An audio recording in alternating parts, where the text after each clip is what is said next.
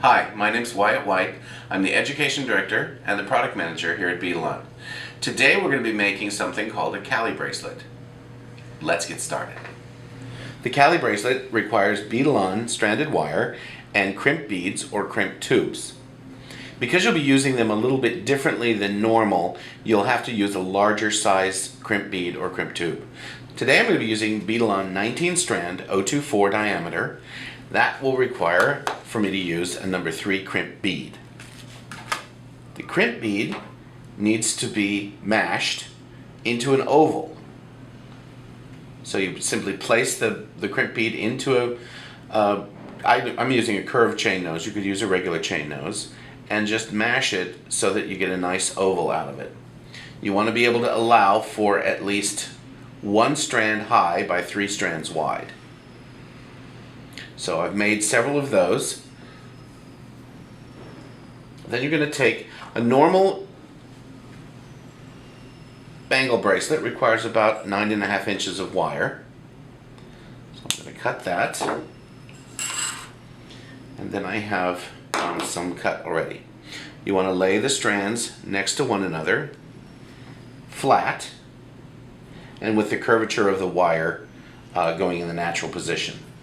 Then you're going to slide the crimp bead that's been mashed on, and then you're going to give yourself some room at the end, and then mash that down securely.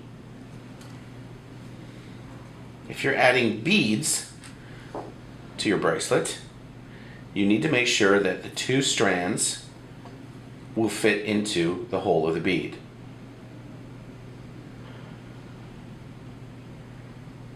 Slide the 2 strands in, down, and then your 3rd strand will go around the bead. It's important to hold these flat once again and slide up to the end, and on goes another one of the mashed crimp beads. Slide this down, holding it so that these don't cross, and mash. The next step, use the opposite 2 wires and once again slide on the bead.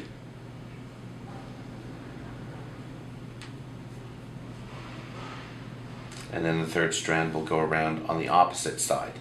This side, then that side. You alternate that for the length of the bracelet. Again, slide on the 3 wires onto a pre-crimped bead. And judge the distance or measure it and mash. Continue the pattern, alternating the 2 strand, first on one side then the other, until you get approximately to the end. Don't crimp the last one. This one we're going to have to put all of the wires into a non-mashed crimp bead. So we're going to slide these 3 on this side and try to keep them as flat as possible. And then these 3 will go in this side. Now if they don't all fit, which sometimes occurs, you may have to move to the number 4 crimp tube to finish this off. Because the wires are too large, this would be one of those times when you would want to use a little smaller diameter wire, or just go to a crimp tube which has a slightly larger diameter for the number 4. And then push these wires in.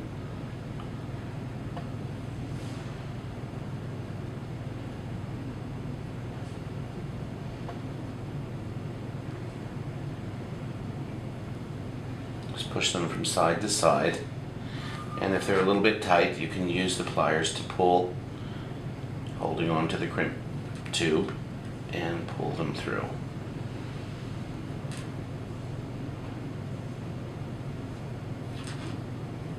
From the other side as well. Just get these as close to being symmetrical with the rest of the bracelet. and thinking about size also. If the person you're making the bracelet for is handy, it's good to find out exactly what size they are.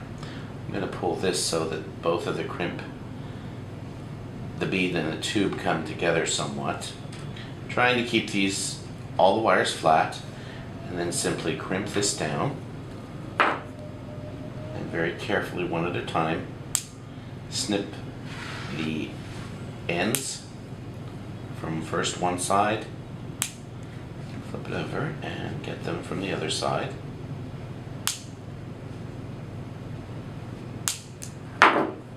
And your Kali bangle bracelet is complete.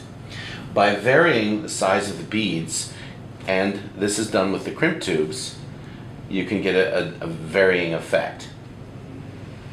You can also use any type of beads to get other effects as well.